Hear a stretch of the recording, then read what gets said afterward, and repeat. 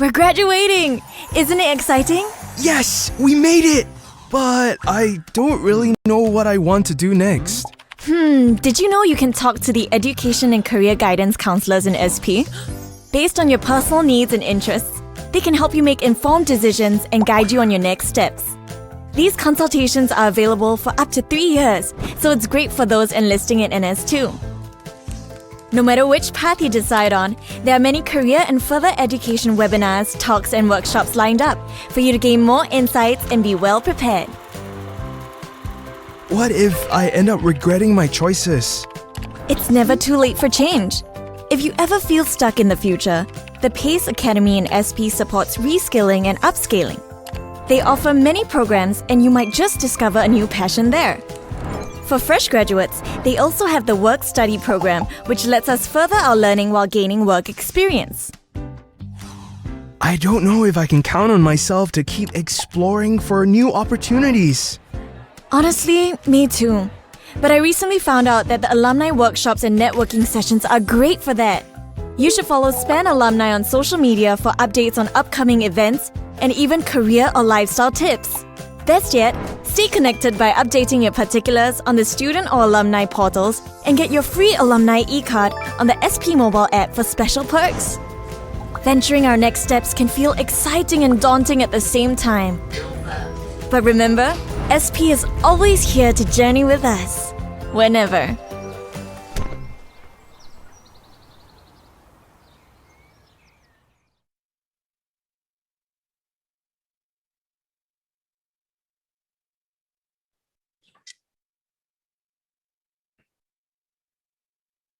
Hello and a very good morning, everybody. Thank you so much for tuning in to our session number 6, our engineering webinar of our Singapore Polytechnic's Virtual Career Symposium 2022, where we bring journeying with you beyond SP.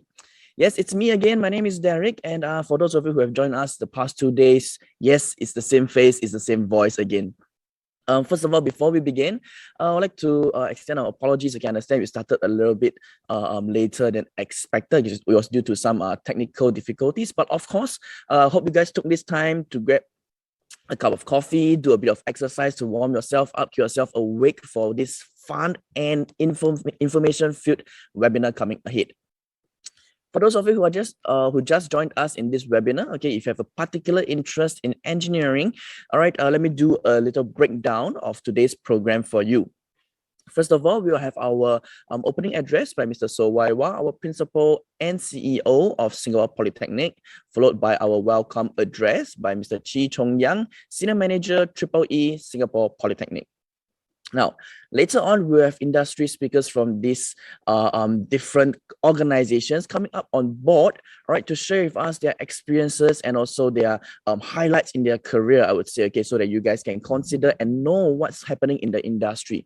All right, there are quizzes out there as well later on throughout the whole webinar.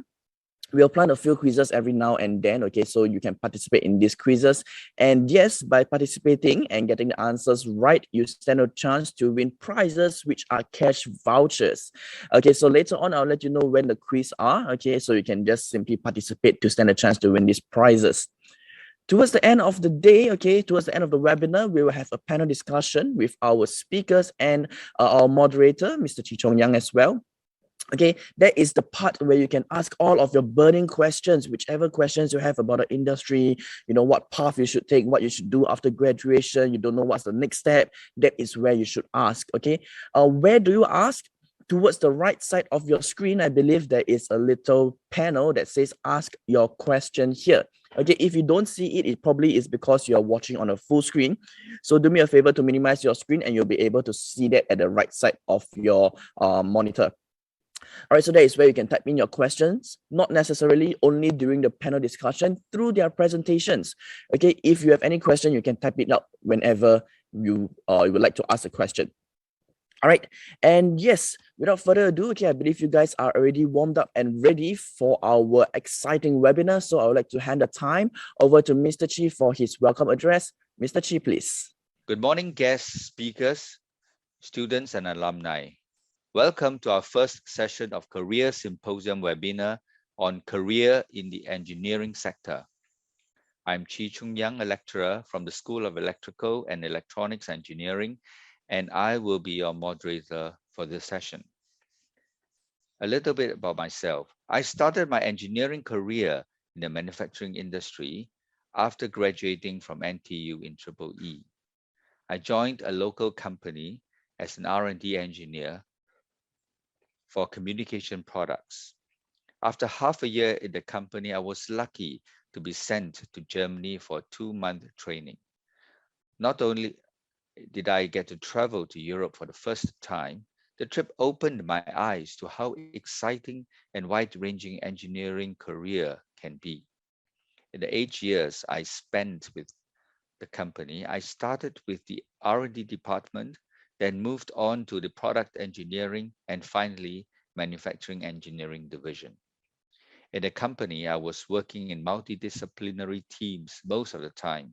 For example, the team may comprise electronics engineers, mechanical engineers, procurement engineers, quality assurance engineers, and IT professionals. Therefore, I had to constantly learn new things to be relevant to the job. When I was promoted to be a manufacturing manager, I had to pick up human resource management skills and finance knowledge. I found that my engineering foundation provided me a strong starting point to learn and grow in my job. As all of you are graduating students, I'm sure you are eager to find out what opportunities are awaiting you. Industry speakers, alumni, graduating students, ladies and gentlemen, welcome to the SP Virtual Career Symposium 2022. At SP, we prepare our students to be life ready, work ready, and world ready. When our students graduate, we do not just say goodbye, but also see you again. This is because we continue to support them as our alumni in providing them career guidance and equipping them with continuing education to be their partner in lifelong learning. This career symposium is an example of our continuous support to our students beyond their graduation. It seeks to provide our graduating students and alumni access to career advice. Our invited speakers come from various industry sectors. They are representatives from multinational corporations, small and medium enterprises, trade associations and chambers, and of course, government agencies. They will be able to share diverse perspectives and the various career pathways. I'm pleased to share that more than half of our invited speakers are SP alumni. SP is proud of their success that they have achieved in their careers. Their holistic experiences are a testament that SP graduates are well prepared for the workforce of the future and well equipped to contribute to the transformation of Singapore. They are inspiration for what all our alumni can become. I hope our graduating students and alumni will take this opportunity to explore the exciting prospects in each industry and exploit the opportunities that lie ahead.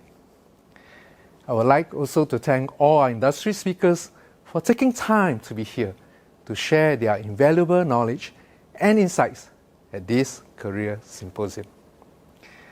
I wish graduating students and all alumni a fruitful time today.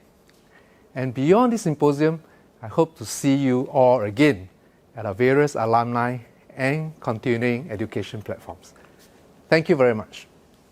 Today, we have 3 guest speakers who are leaders from different industries to share with you some current insights in the engineering sector. This will be followed by a panel discussion. As a fresh graduate, you'll be able to ask them questions for advice during the Q&A session. Today, we are pleased to present to you the following speakers. Number 1, Mr. Sean Lake, Senior Engineer, Land Transport Authority, LTA. Next, Eric Lai, Regional Managing Director, Grundfos Singapore Private Limited. And finally, Mr. Gordon Tan, Deputy General Manager, Corporate Management, Yamazaki Mazak Singapore Private Limited.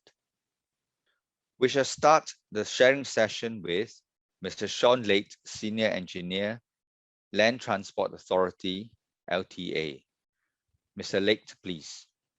Thank you. Hi everyone, my name is Sean, and I'd like to share with you a little bit more about what it means to be a railway engineer in Singapore. Next slide. Now, just a little background about me. I actually started working LTA back in 2016. I did a bachelor's in mechanical engineering, followed by a master's in railway systems engineering. Currently, I'm actually working as a rolling stock engineer. So typically, or basically working as an engineer building trains. Next slide. So what is the first thing that comes to mind when I mention LTA? Usually a lot of people think about COE, ERPs, or even parking fines, right? But there's a lot more to that in what we do in LTA. Next slide. I'm very sure that when you leave your home, most of you, if not all, actually interact with LTA on a daily basis.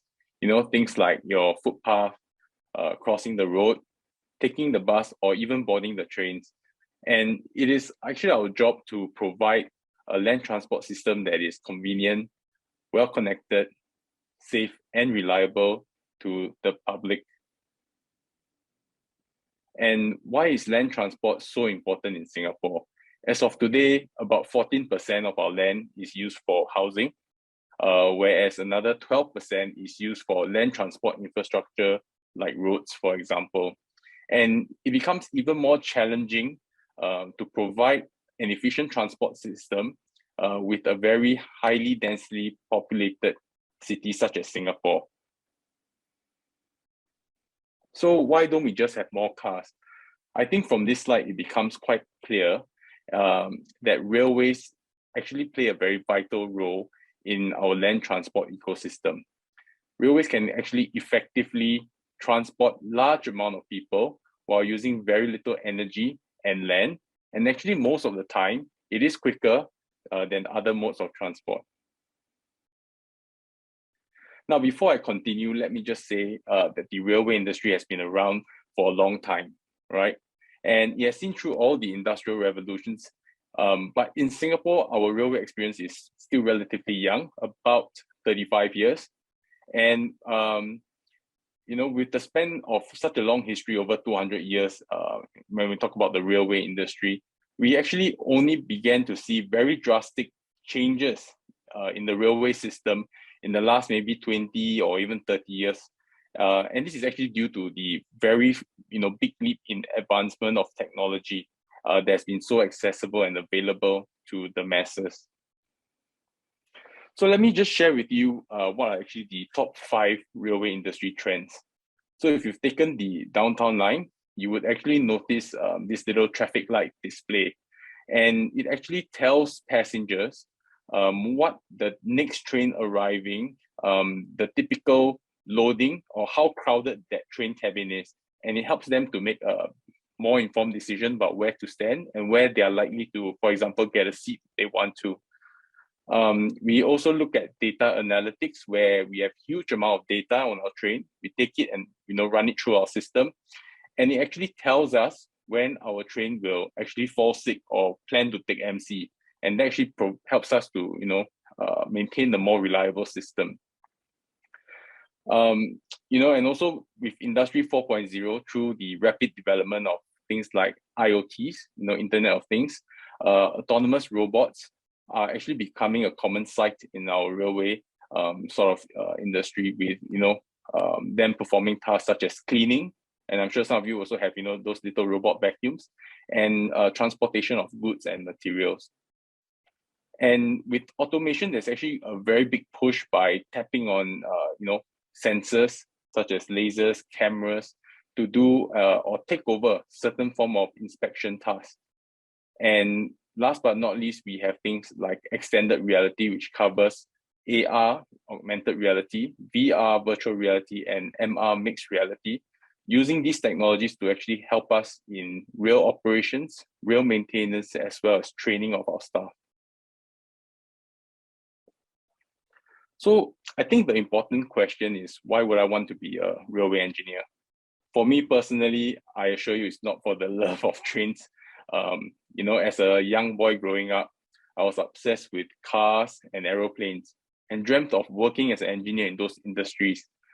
But by chance of fate, I was actually exposed to the railway industry, and it has given me an immense amount of opportunities. As an engineer, I think one of the greatest joy is bringing your designs to life. And in the railway industry, you can make it happen. From planning to design, manufacturing, testing and commissioning, operations and maintenance, and last but not least, to asset disposal and renewal. You can do it all in the railway industry. And the top two, the two images that you see are, taken one of the Thomson East Coast Line train and one of the Jurong Region Line train. So with the Thomson East Coast Line train, it was my previous project, which I played a small part in helping to design certain systems and also to manufacture and deliver the trains to Singapore.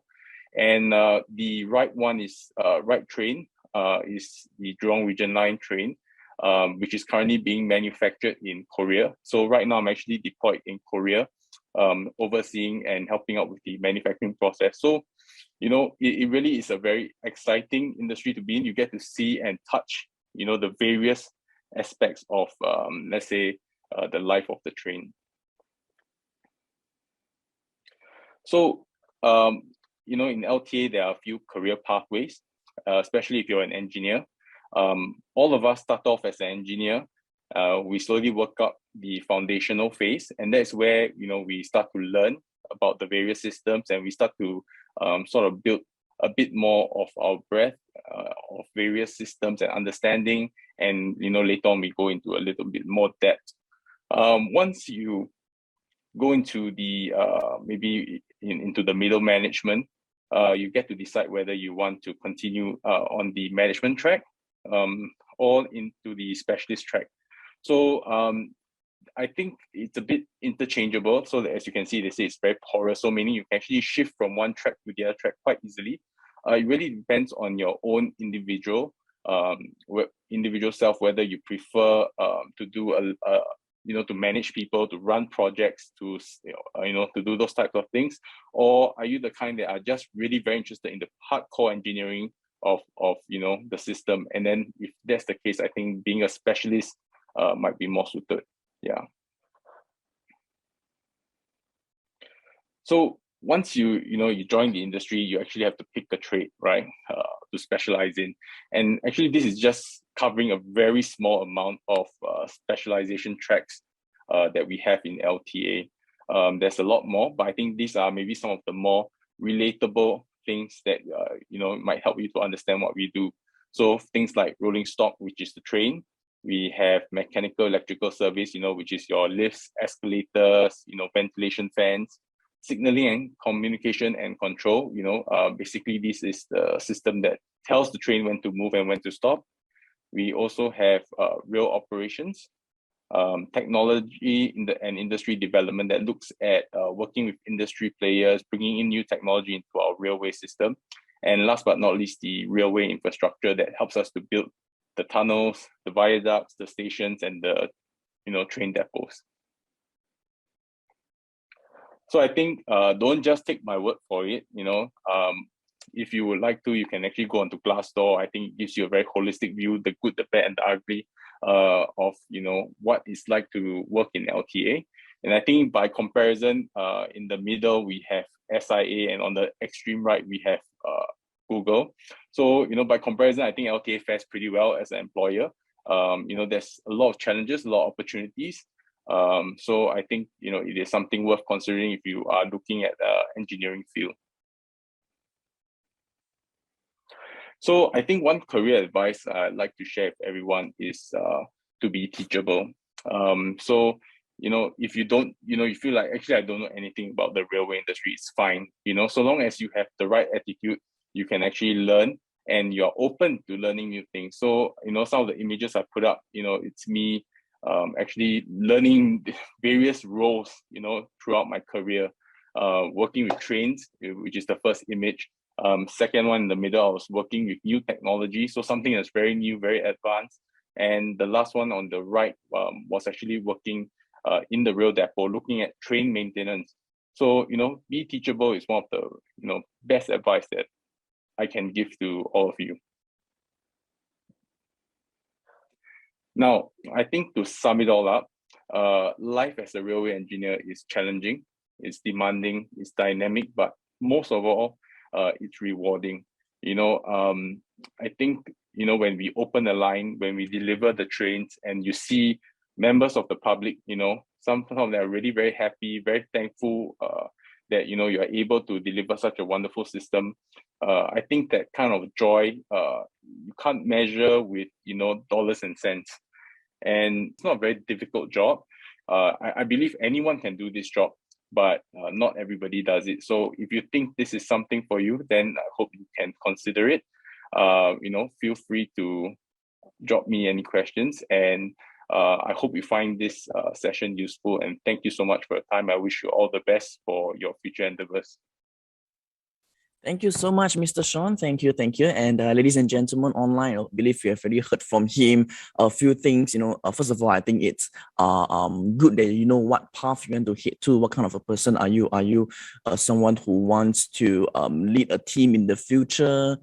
Guide them along, manage people, etc. Then you might want to, for example, for what Sean mentioned in his LTA, the different career path, you might want to head towards the management track. But if you're more of a hands-on person, you like the hard skills of full engineering kind of thing, then you can head towards a specialist path. I think this is important for you to know what exactly you want to do, what path you want to set for yourself as well. And towards the end, I think Mr. Sean, I believe he mentioned as well, you got to be teachable, you got to be willing to learn. Okay, and as long as you have the right attitude, things will open up for itself for you. So the right mindset is always very, very important. So thank you so much, Mr. Sean, for that.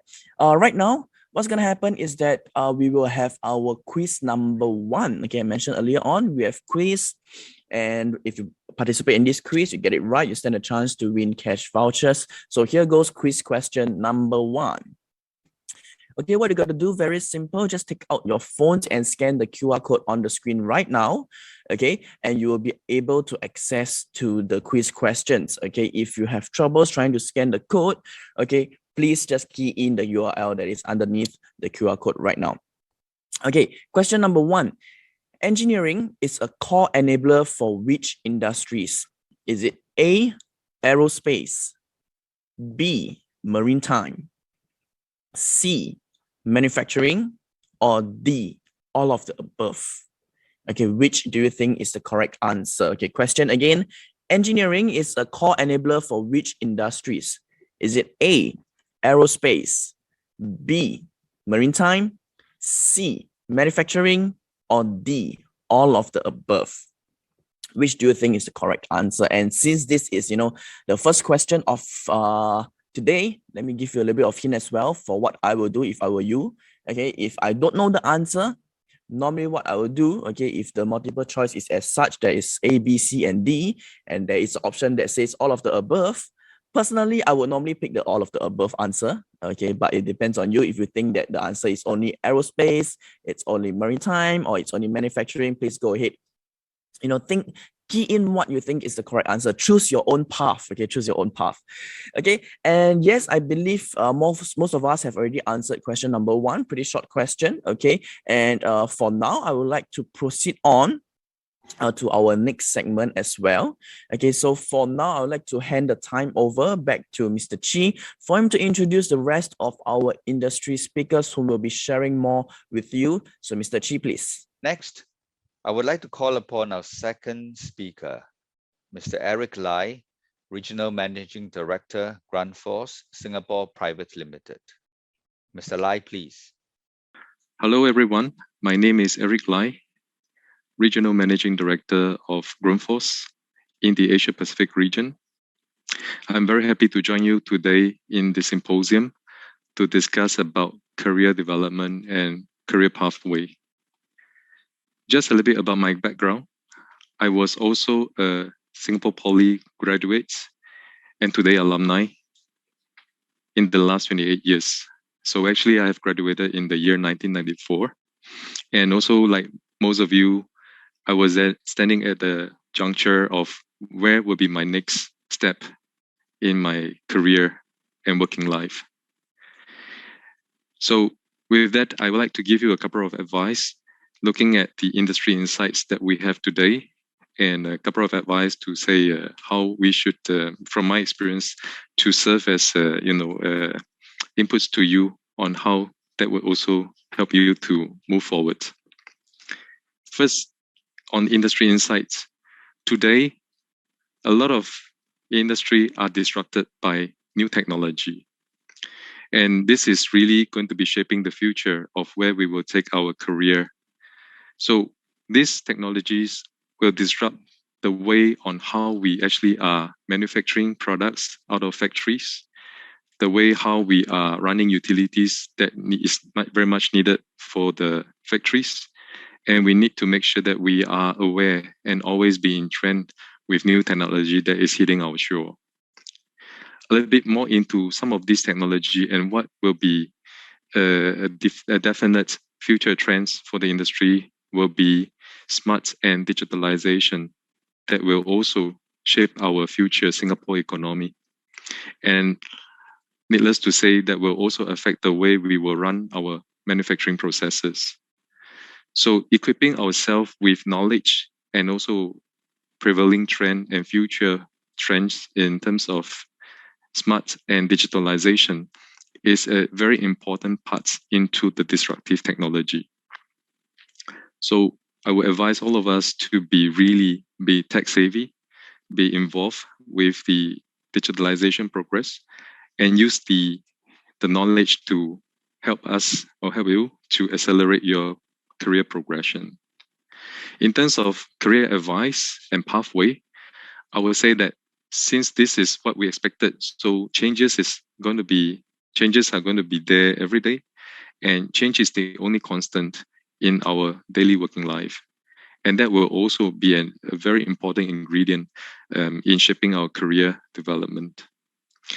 So staying agile with an open-minded attitude is really important, not sticking in the same way of how we will look at specific subject topics around engineering is needed.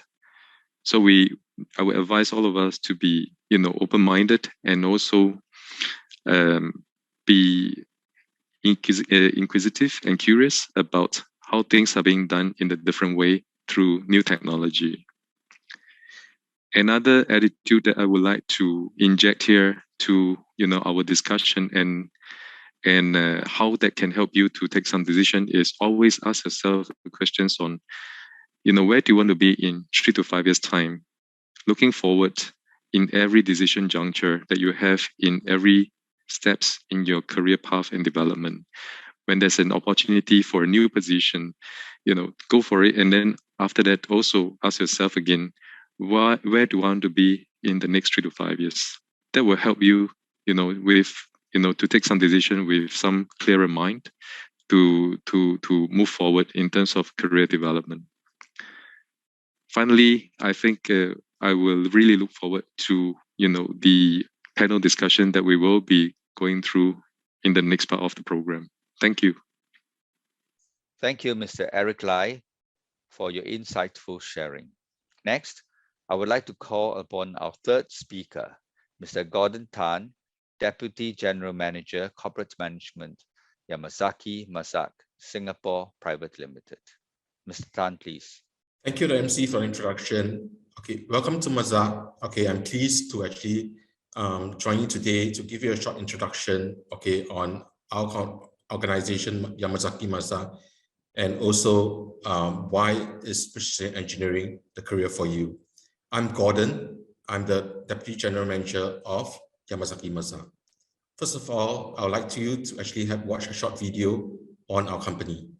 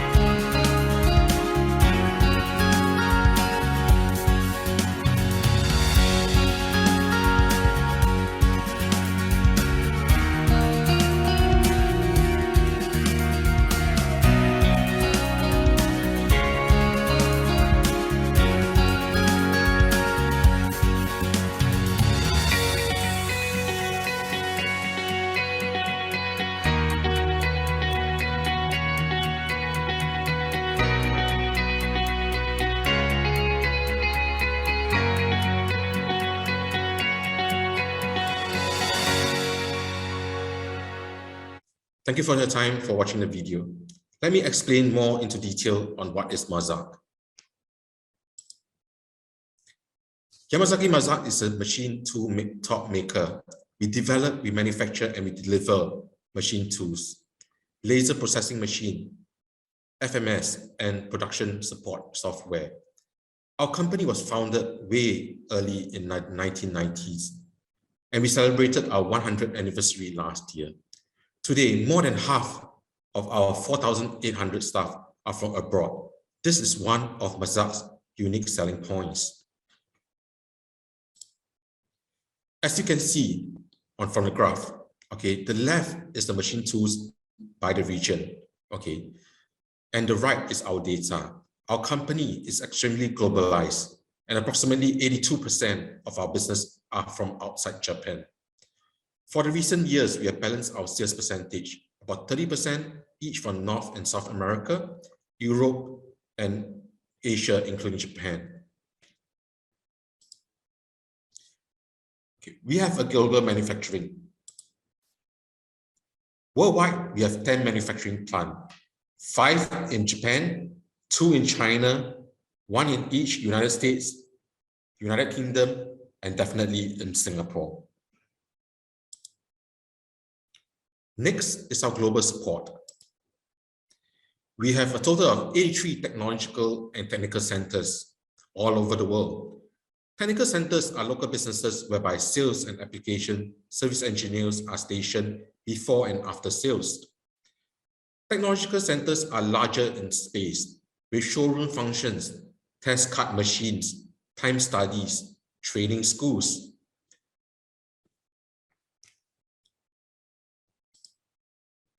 As for the product lineup, we have manufactured more than 300 kinds of machine tools. They are mainly into 4 categories.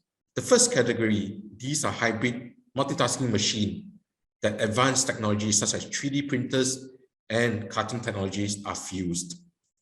The second categories are the major Mazak products, machines of high value added production such as the Integrax and the Virtual Axis series. The third categories are CNC ladders and 3-axis machining centers for general part machining, such as Quick-turn series and the HCN series. And there are specific industry machines such as for mass production, die mold machining, and sheet metal processing.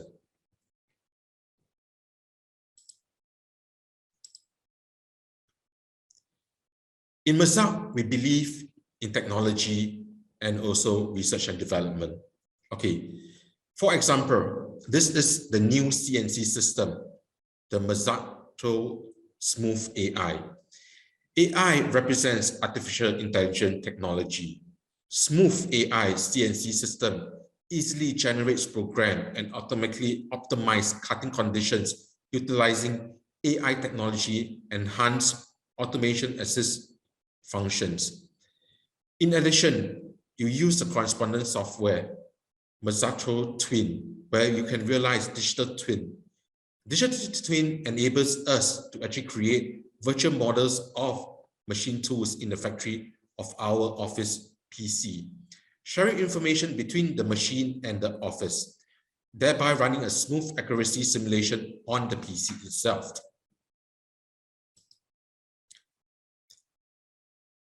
Our last subject is on the progress of Yamazaki Mazak. Keeping the next generation in focus, we develop products with high quality, full originality by challenging ourselves every day. This is the mission of Yamazaki Mazak. Our leading technology and passion for challenges, we provide solutions to correspond our customers with expectation and trust with Mazak. For the next 100 years, a project to upgrade all Mazak production facilities worldwide to iSmart Factory is underway. In a plant that has transformed Mazak iSmart Factory, all production activities are converted into digital data to visualize, analyze the processes for making improvement and also improve quality. So what does it mean for you in the area of precision engineering? And why is precision engineering a career for you? First and foremost, I would like to stress the application of CNC and precision engineering in all aspects of the engineering fields. For example, the next big in thing, the electronic vehicle. Okay, every part of the electronic vehicle requires the use of precision engineering and machinery from Yamazaki Mazak. And why Mazak? I would say that we are the leading precision manufacturers. And also we provide you with a career development. For example, we provide training for you in our Japanese HQ or overseas plants posting, whereby you will gain experiences both from the local Singapore plant, our Japanese HQ, and also our overseas plants. With that, thank you very much for your attention on this presentation.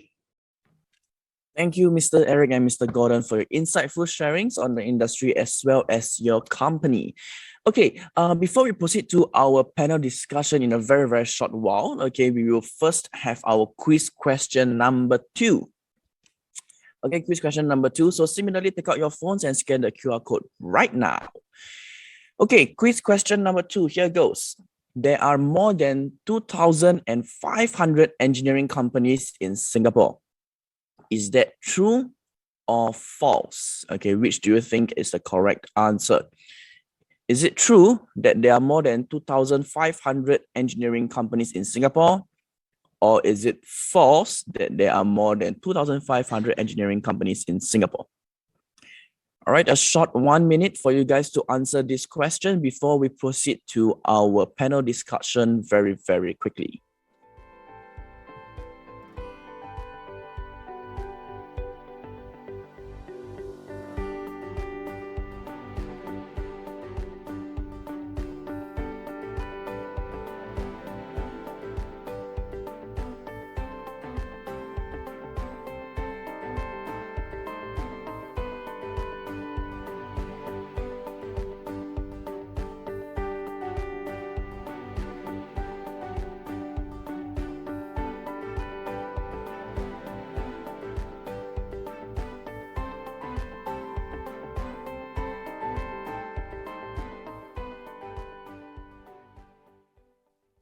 All right, that's the end of question number 2. And right now we will proceed into our panel discussion. Okay, our panelists are our speakers from earlier on. We have Mr. Sean, Mr. Eric, and Mr. Gordon. And like I mentioned, this panel discussion will be moderated by Mr. Chi Chong Yang. Okay, how do you guys submit your questions? Okay, if you guys just joined us and you missed out on this step earlier on, okay, towards the right side of your screen, okay, there should be a little rectangle box, okay, that says ask your question here. So please feel free to ask all of your questions into that box right now or throughout the whole discussion as well, and our speakers will definitely answer them accordingly. Okay, whichever questions you have, burning questions, okay, about yourself, about what you should do, what path you should head to, what are the qualifications you need to have, what are things to consider, please feel free to ask in the panel box immediately. Okay, and right now, okay, I'll be handing the stage over to our panelists and of course, Mr. Chi. So the time is yours.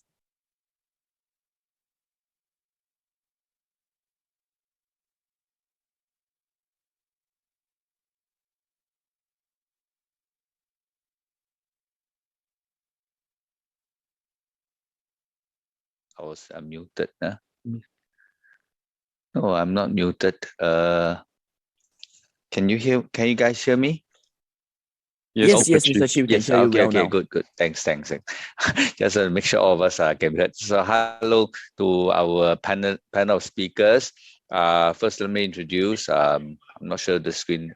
Right at the top on the right-hand corner, I can see is Mr. Sean Late from LTA. Sean, yeah, you want to say something? Hello. Just test your mic.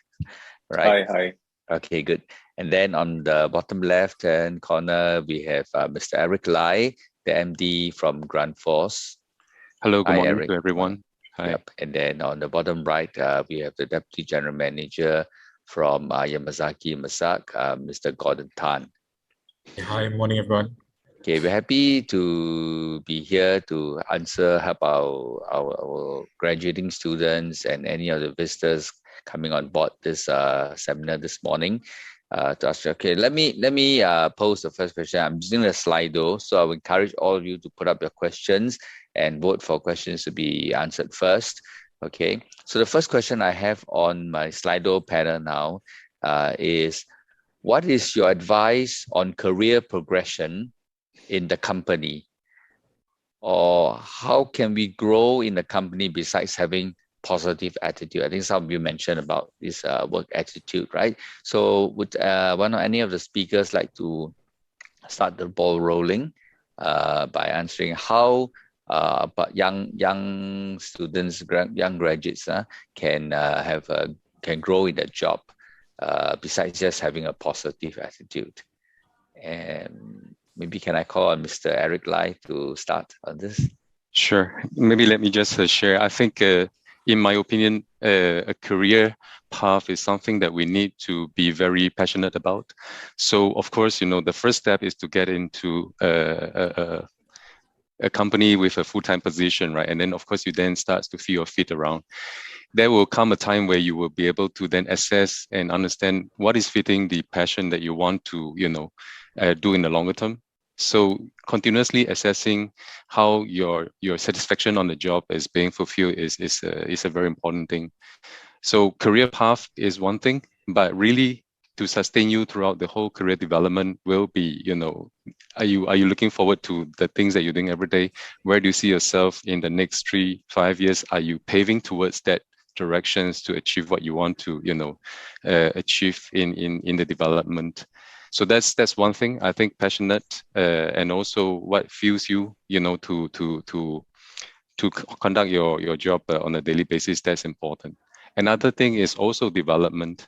If you also successfully see that, you chart forward, you have a plan of where you want to be in 3-5 years, and go for the training that will help you to close the gap and get to where you want to be.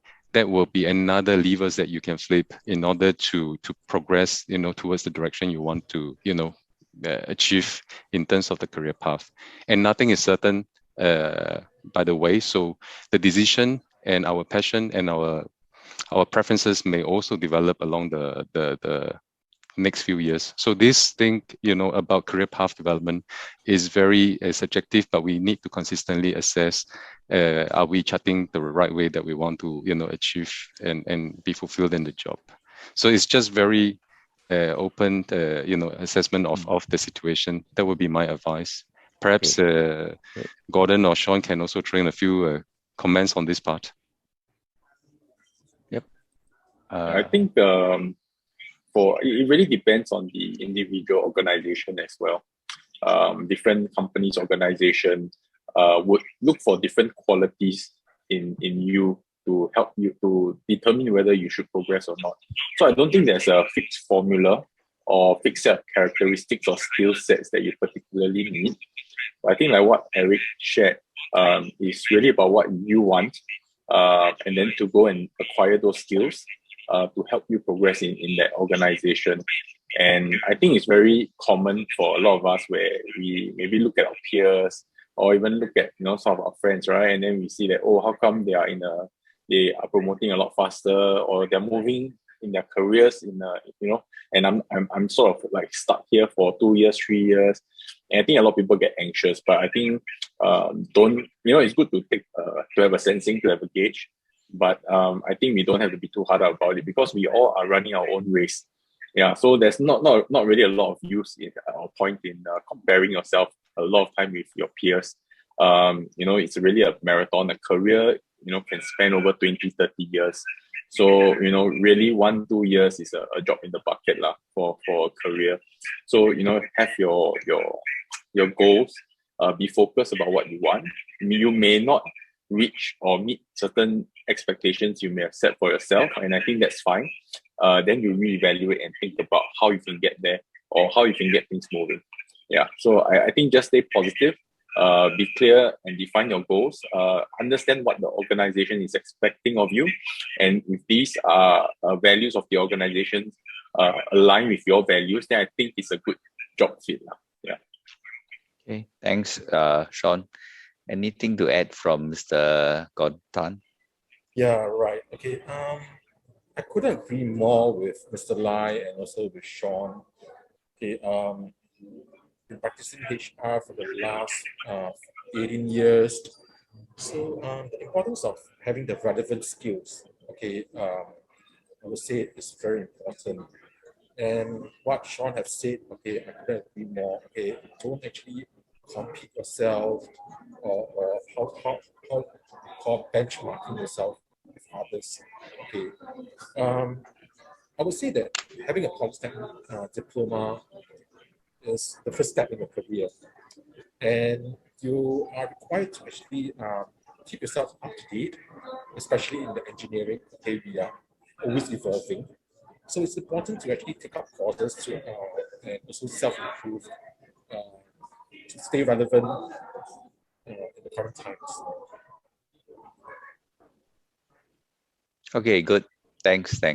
Okay, so maybe I'll just do a quick summary. I think each of you have shared several points, and I pick up one key point from each of you. From Eric, I think he's very focused about individuals should have your own career plan, see what you want to do. All right, and Sean added by saying that this whatever plan you may have, you shouldn't be competing with somebody. It should be about yourself, but you have to be in alignment with what your organization is looking for. All right. And Gordon adds on to say that very important, you must be relevant. Okay, you must pick up relevant skills, continuous upgrading, continuous learning. All right. So I think that will probably give you a much better chance of being happy over the years that you are progressing in your career. Okay, good. Thanks. So now let's move on to the next question I have here, which I think many of our students are stuck at this point. In your opinion, do you think it is better for me to work before I start my university studies? All right. So many Singaporeans, have to make this question. Okay. Anyone would like to start on this? Maybe Sean this time? Maybe I can share a bit about this. Yeah, Sean. Okay. I mean, for myself personally, I actually continued my education after my NS. But I do have some very close friends and colleagues who actually decided to pursue or actually start their career first. And there are benefits to both. I wouldn't say there's a significant advantage or disadvantage. It really depends on a few things. I think it's a very personal choice. First of all, I think it's could be your financial situation. Universities sometimes they're not cheap, or maybe there's cases where the course that you want, or you may not be eligible to enter in a local university, and then it could be very pricey, and therefore people need time to save up for an education. Or it could be, in some cases, from some of my friends, they actually prefer working first to get some kind of hands-on experience to understand if this is the sort of career that they want to pursue a degree in. And most of them have been actually quite successful in the sense that in my organization, in LTA, some of my colleagues who've been working about 4 or 5 years with a diploma, and coincidentally both from SP also, they fared pretty well. And after 5 years, the company realized and say actually they see a potential. They sponsored them for further studies. So it really depends on you. I think it's a personal choice, and I think even now government has also come up to say that it's not necessary for everyone to have a degree in order to have a career advancement. And I think we are seeing more of this in the workplace, where there are many ways for you to advance or to move up your career, and it's not just about having a degree. Yes, that's one option. The other is always through experience, through picking up certain skill sets, and also showing that you are able to apply what you learn. Yeah. Okay, good point from Sean there, right? Depending on own circumstances. Any Gordon and Eric, from your experience, any or your your understanding of your workforce. Anything to share with our young graduates? Perhaps Gordon, you would like to go first? Right. Okay. I guess there's different schools of thoughts. Well, being at during the start of my career or after my studies, okay, I came from the spectrum whereby, you go through A levels, okay, then subsequently you do a degree. Either that or you will have the choice of actually going through a polytechnic. And there was a smaller school of people that actually went for the degree during my time, at least when I started my career from polytechnic, or the limitations are there. But it has evolved over the number of years. Okay, the importance of people going through the different spectrum, okay, via polytechnic, then subsequently having their degree. So, like Sean have shared, okay, it's good in both ways. Okay, so people that actually goes into start off their career before deciding to do a part-time degree or maybe even going full-time, okay, you benefit from that, whereby you have a real career on the job training, as we can say. Okay, so you actually have a sense of whether um, engineering of per se, or whatever you're trained to do, whether it's a cup of tea for a long-term career. So that is one area that we can actually look into, which will be beneficial for the students, self-graduating students. Yep. So Okay. it's getting a taste of what they have learned or studied in the polytechnic. Okay, good. Yep. Eric, you want to sum up anything? Sure, it's very interesting. I think listening from Sean and also Gordon, I think coming from the poly track and also hearing from the A-level track, right, is quite different. But I think it is never a fixed formula for every individual. Everyone will have their own experiences. So I can only cite my own experience, which I actually finished from Singapore Poly. Back many years ago, did the national service, and then also at the same crossroads. What happened to me is I actually went out to, getting myself a job, and then also getting my feel around what do I really like or don't like. So like Sean is sharing, there could be a chance that the company may be sponsoring you into further, studies, which I had some opportunity back then, but also afterwards continuously with part-time studies, learning. So I did further on the a graduate diploma in marketing that enhanced and combined the engineering background that I had from the Polytechnic. And furthermore, after that, that I also further into degree, having an engineering degree in chemical engineering. So all this happened while I was working, and then I can really know how to, like Gordon mentioned, pick the choice of the course that I want to chart the next step of my career path. So all would work. Like Gordon mentioned, Singapore government are not pushing for definitely a degree holder will get a one of the best job. I think it's what we really find passion to build our career path. But one advice is that the part-time studies are not easy, because you will also going through your phase of life, settling down, getting family, and also you need to consider commitment to the family and time that you need to put aside for development and studies. It's not easy, but if I still want to stress that it is important to be committed to lifelong learning, because we cannot stop developing ourselves, both from further educations and also learning from the job on a daily basis. Okay, excellent. Well, I wish all my students can hear from you guys. Yeah. All right. Thank you very much. So now let's ask another question, which young people always ask nowadays. How long should I stay in a company before starting to look for another job to gain new experience and to grow my skills? Okay. Maybe Gordon, you want to start on this? Sorry, your question again? Okay, I repeat the question. How long should I stay in a company before starting to find another job, before finding another job, so that I can gain new experience and grow my skills? Right. Okay, that is quite kind of tough question. Okay, Mm. for to actually answer. But I would say that okay, the answer lies in the root. Okay, why are you actually having thoughts of looking into the next career? If you are happy and with your current role, and also what is the organization providing for you? So I would say that it goes back into looking into your own career path, like Mr.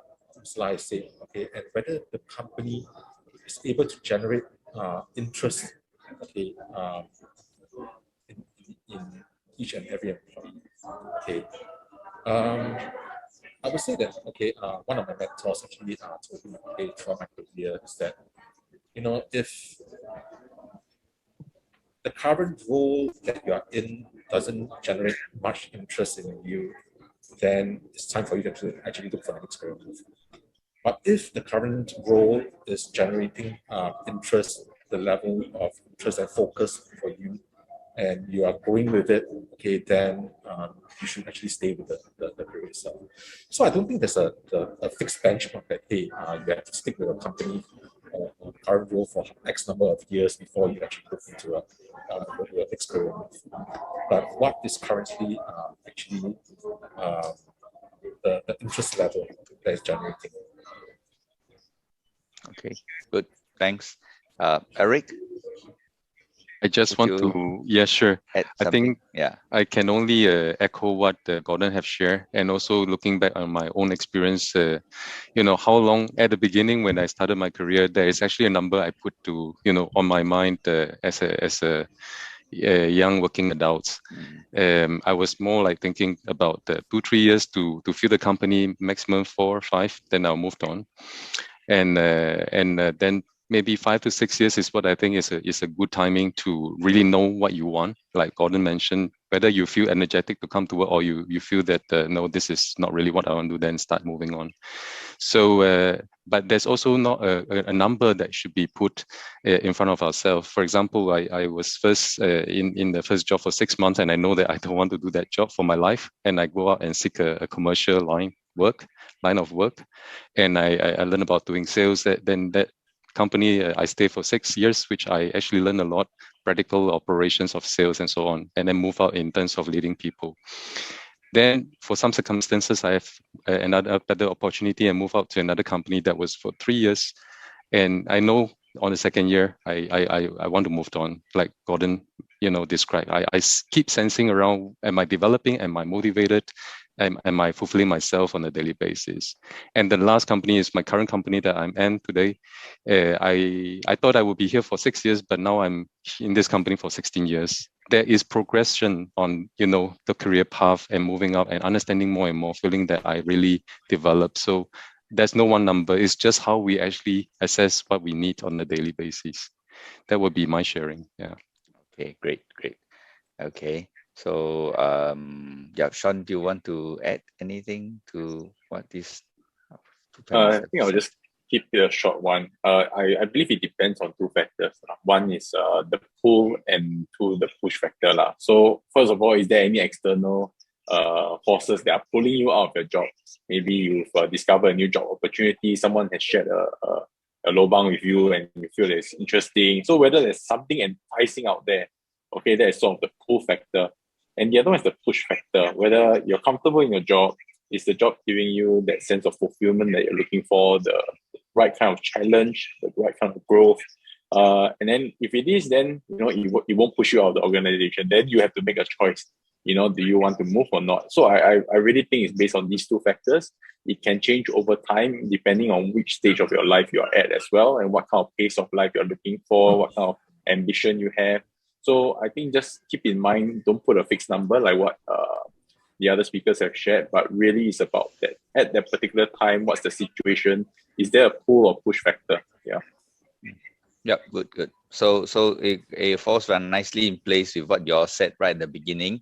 If you have a career plan for yourself, and then you will probably put in some review stops to ask yourself, am I still happy? Do I think I'm stagnating? And then that's where you make a decision. All right. And then sometimes very often within the company, you have a lot of growth opportunities. You get to learn new things. Yeah, then you don't have to go to another company to learn new skills. Okay, very well said. Okay, let's move on to the next question. I have two questions which are very similar. I'm going to put them together. Number one is, do you foresee engineering coupled with IT that will give fresh grads some leverage in the job, right? And the following question is, which area of engineering do you foresee having the most potential? I somehow see these two are fairly related. So maybe I'll put together these two questions about whether engineering need to couple with another, not specifically IT, but another area, all right? And what is the area of engineering that's the most potential, growth potential? I guess it means growth potential going forward. Yep. So, yeah, maybe can we have Eric to start this one?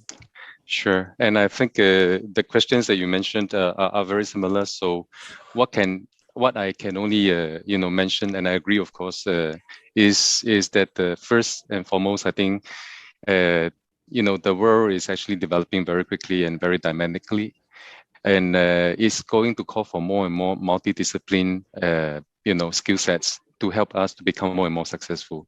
I think having an engineering skill set, no matter from which engineering background, will set us off, to the first approach or the first step in a good way. As we develop in our job, we will definitely gain other supporting skill sets, be it whether IT or so-called digitalization, that is more and more the future trend, or a financial skill sets that support the engineering skill sets we already originally have will be the future. So I don't think that we will very much stay with a single track of discipline as we develop. It will be more and more multi-discipline background. And having a double degree or a double discipline background will set our future generation in a better way to adapt to the requirements for, addressing the needs in the job. That would be the future trend. That would be my comments. Yeah. Okay, thanks. Good. Gordon? Right. Yeah. To echo what Mr. Eric has said, yes, I would say the market is evolving to multidiscipline, or at least dual discipline. Okay, I, for example, I did a major in human resource, then I did a sub-major in marketing. So how does that complement? Okay, that I find. Okay, I would say that you see different aspects. Okay, both in the business sense and also in the human element. In engineering, per se, I would see that, okay, yes, okay, IT will definitely complement, okay, and we are moving a lot to automation. Back to the question on which area, okay, that we see, okay, growth, the most growth, okay, in engineering. I would say that I share with you, okay, precision engineering, okay, the application of precision engineering, okay, all different aspect, okay, in automotive, okay, in semiconductor industry, in medical industry, the oil and gas industry, everywhere you see the application of precision engineering. So even the government is actually moving into focusing on precision engineering and how the application and how the application and how it actually moves the whole industry. So I would say that yes, okay, definitely there is a lot of goodness that I can see if you actually get an extra set of skills. Okay, good. Thanks. Well, Sean, from the real industry, how do you see multidisciplinary skill? I think it's becoming a new trend, more and more common. Especially now with a lot of the digital systems coming into our industry, I think it's a norm. But I think I would still recommend you go and focus on a degree that you probably have an interest in and you think is best suited to what you want to do. But have one job, one career, but also adopt many hobbies. Yeah, so pick up many hobbies along the way. And this could be, for example, I went to take a lesson on AI because I thought it was interesting, up and coming trend. And, who knows, it applies to some area of work that I do. Or go and pick up, like I also took up a course in urban farming, also by SP, Oh, okay. and yeah, all those short courses. So I fully believe you have one job, but you have many hobbies and you sort of expand because there are so many new trends, new technologies, new careers that are up and coming. And, go and, if you have the time, go and learn, go and read out about it and sort of expand your horizon. Yeah, but have a strong base. So I think if you have a base in any engineering, be it diploma, degree, I think it sets you to be able to pick up other skills in a very systematic way. Yeah. Okay, thank you. All right. So very well said. Same kind of story, so-called the narrative. We push out to our student about the modern world, about how things are converging, how things are crossing over, and so on. It's like, for example, the urban farming. I can say a little bit about urban farming because I was partially involved in the SP course. My colleague did it.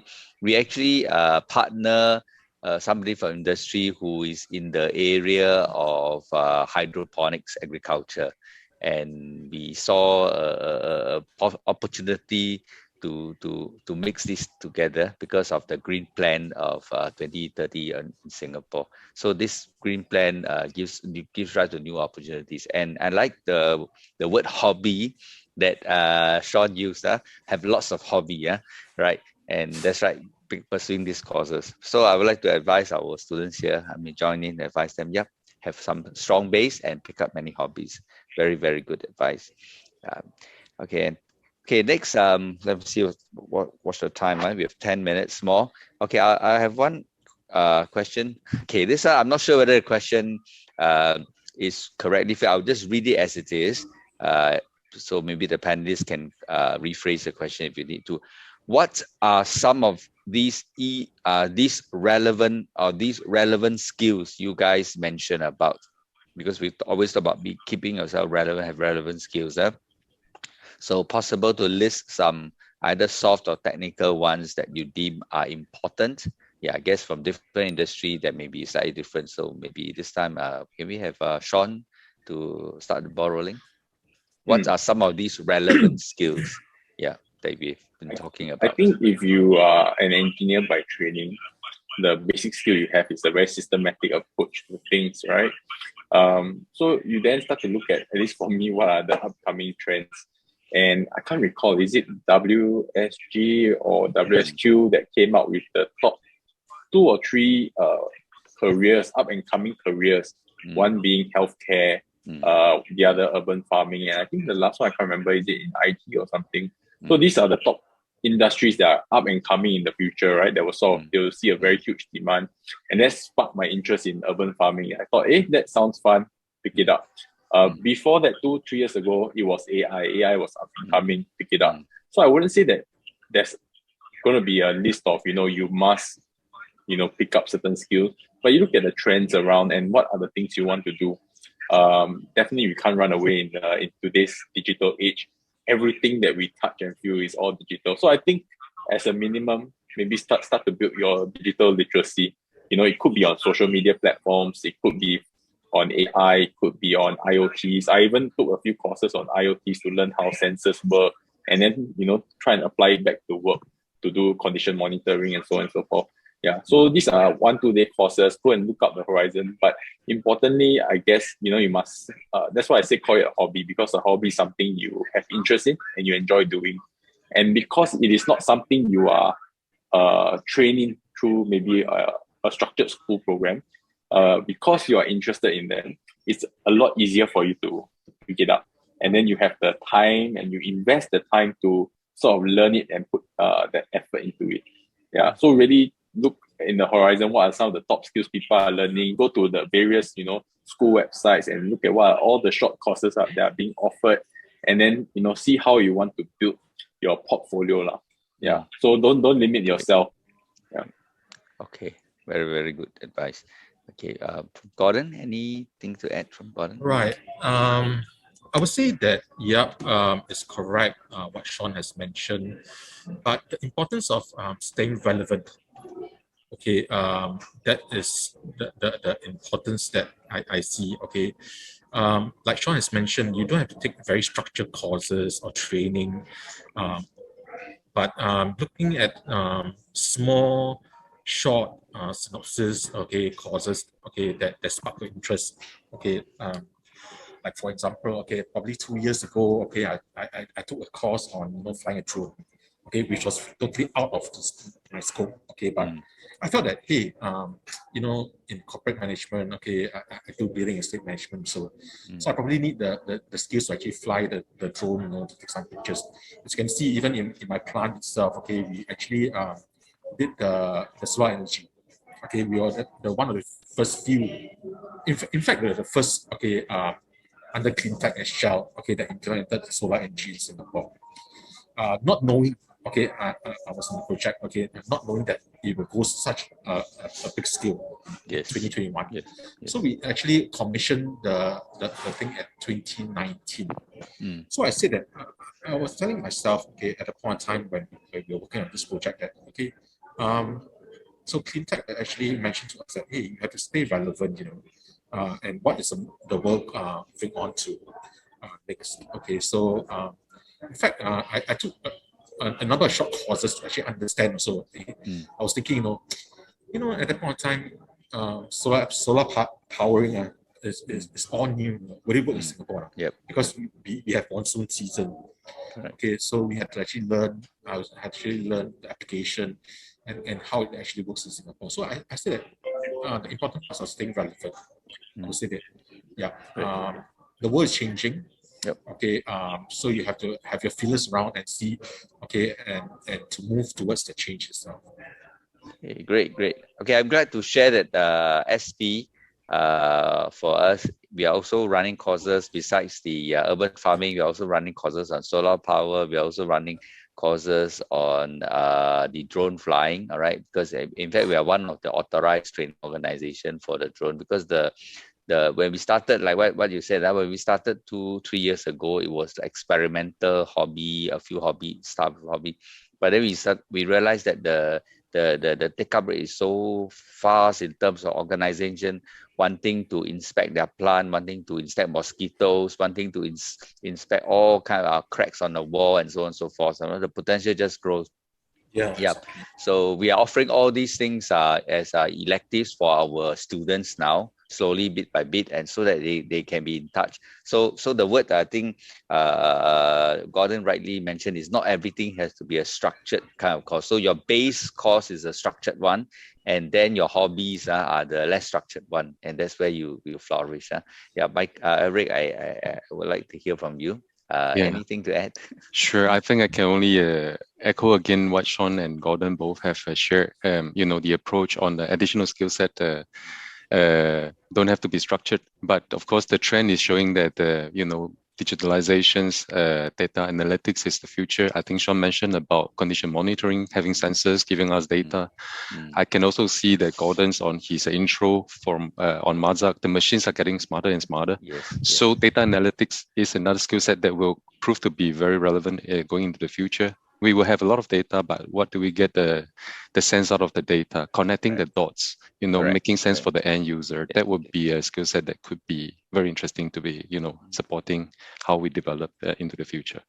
Okay, very good. So word to all our students and future alumni here is that SP have a very strong CET, continuous education training. We have a couple of hundred courses, and all the areas that I mentioned here are actually inside our training, and especially from the School of Triple where I'm coming from. We are conducting courses on this condition monitoring, on the data analytics, the urban farming, and the others, the drone flying and so on.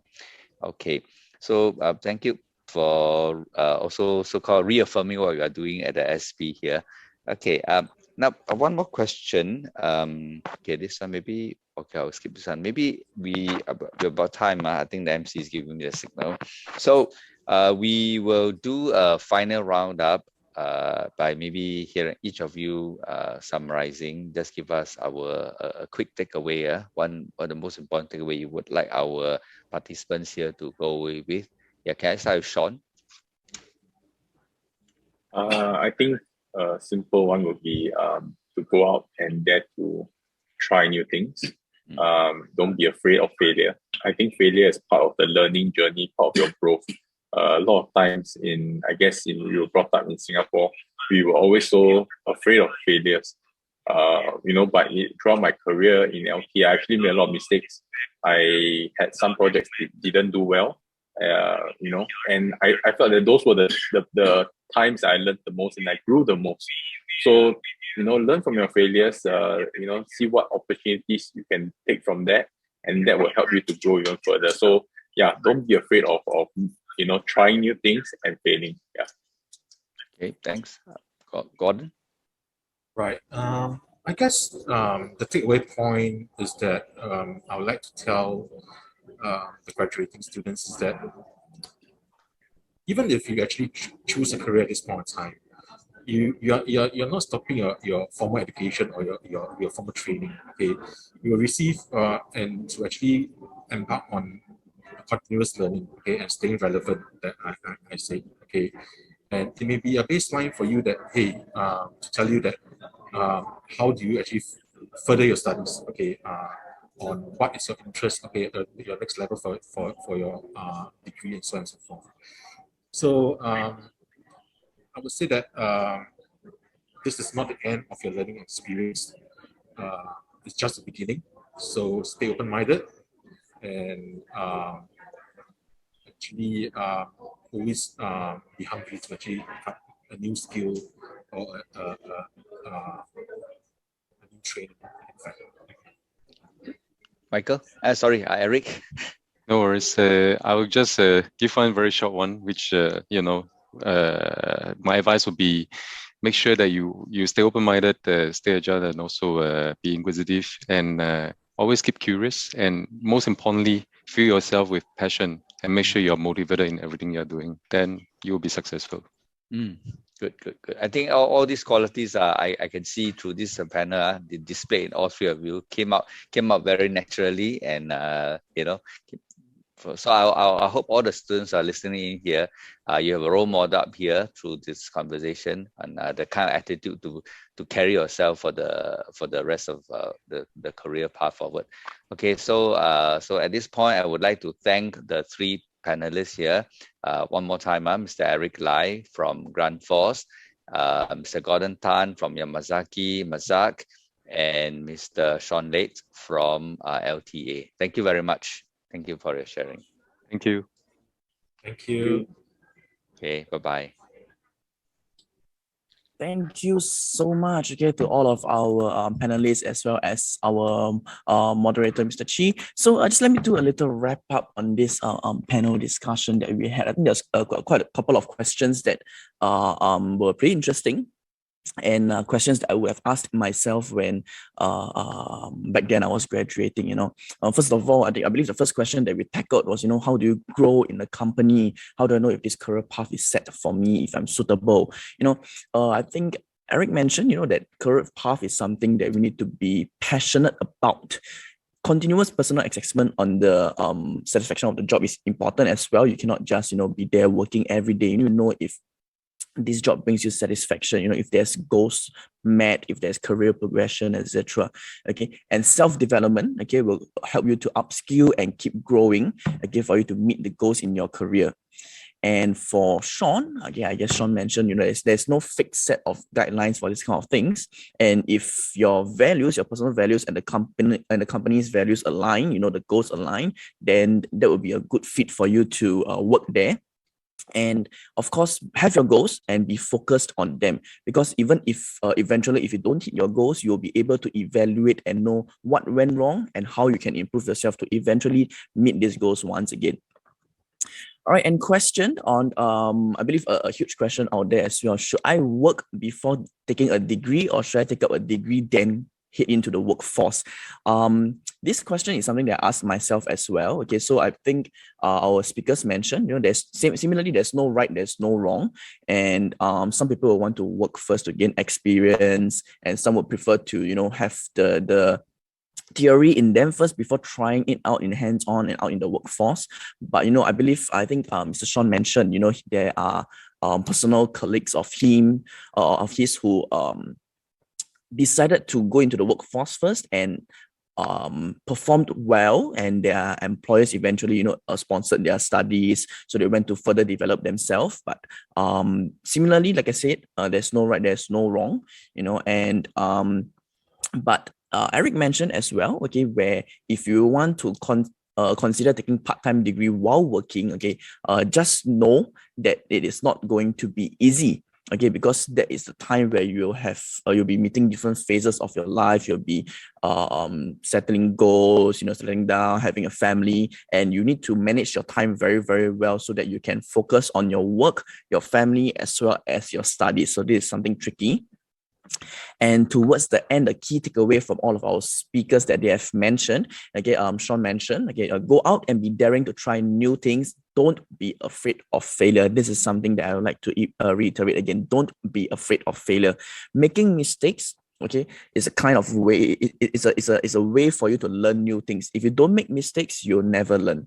Okay, and for Gordon, he mentioned, this is not the end of your learning journey. Please stay open-minded and keep learning new skills and knowledge so that you continue to upgrade yourself. For Eric as well, he mentioned, be positive, stay curious, and fuel yourself with passion. Okay, keep motivating yourself, and that is how you will succeed. All right, and once again, I would like to thank all of our speakers. Once again, Mr. Sean, Mr. Eric, and Mr. Gordon, for sharing such thoughts with our viewers today, as well as Mr. Chi for moderating this session. Okay, before we close off, ladies and gentlemen, we have our quiz question number 3 for all of you. So similarly, let's do the same thing again. Whip out your mobile phones and scan the QR code right now to access our question number 3. Okay, question number 3, pretty long question. Okay, Singapore accounts for how many % of global output for refrigerator compressors? How many % of global output for hearing aids? And how many % of global output for wire bonders in the semiconductor industry? Okay, pretty long question. Let me repeat myself again. Singapore accounts for how many % of global output for refrigerator compressors? How many % of global output for hearing aids? And how many % of global output for wire bonders in the semiconductor industry? Okay, option A, is it 10%, 30%, 70%? Option B, is it 25%, 60%, or 10%? Option C, 22, 75, and 30. Or option D, none of the above. Okay, so meaning to say option A is 10% for refrigerator compressors, 30% for hearing aids, and 70% for wire bonders. Option B, 25% for refrigerator compressors, 60% for hearing aids, and 10% for wire bonders. Option C, 22% for refrigerator compressors, 75% for hearing aids, and 30% for wire bonders. Or option D, none of the above. Okay, I hope you guys have already answered the questions. Okay, if you haven't, okay, quickly do it because you stand a chance to win cash vouchers like I've mentioned. Okay, so quickly answer this question, option A, B, C, or D. If you don't know, that's where you do the tikam already, yeah? Okay, 25% chance of getting it right. That's why I love MCQs when I was a student. Okay, and yes, with that, ladies and gentlemen, we have come to the end of our session 6 for engineering webinar. And before I close off this session, ladies and gentlemen, one more thing I need you to do for me. Okay, I need to get your feedbacks about this event, on how we can improve ourselves and how you feel about this event. Okay, so how do you do it? Very simple. There is another QR code on the screen right now. Okay, so do scan it to access the feedback form. Let us know of your thoughts of the event and how we can improve ourselves. Okay, and of course, participating in the feedback form allows you to stand a chance to win prizes as well. Similarly, they are cash vouchers. Okay, so quickly scan the QR code and let us know of your feedback. All right, for those of you who have stayed with us to now, thank you so much for joining us in our engineering webinar. Okay, later on at 3 p.m. I believe, later on at 3 p.m. we will have our last session, of this series of webinars. That is for the maritime webinar. Okay, that is at 3 p.m. later on. So if you will want to, please do join us as well, at the same place, same link. Okay, so bring your friends along as well. Everybody will stand to benefit. Okay, so 3 p.m. marine time. Okay, I will see you guys then. And for now, thank you so much. My name is Derek. Thanks for joining us in our engineering webinar, Singapore Virtual Career Virtual Symposium, where we bring journeying with you beyond SP. See you later.